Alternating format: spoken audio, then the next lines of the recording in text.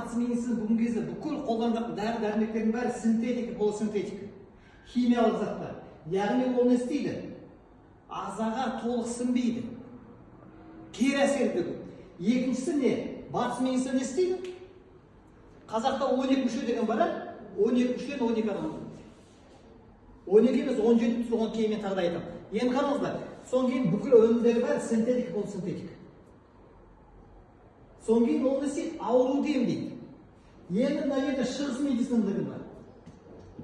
Бүгінгі біздер айтып отырған өнімдер бүкіл өнімдердің бәрі шығыс Тибет медицина тәсілін қолдаған 5000 жылдық тарихы бар.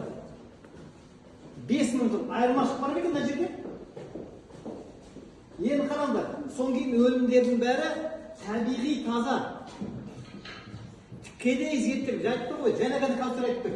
Бұл өнімді бүгінгі кезде заңды түрінде 226 мемлекет қолданып отыр. Одан да көп, бірақ заңды түрінде. Одан басқа. Бүкіл дүние жүзіне бұл өнім дәлелденіп келіп отыр. Заңды, қазір бізде заңды түрінде осы жерде налог, бүкіл Қазақстан керек налогтарын төлеп, осы жерде жұмыс істеп отырмыз. Заңды түрінде.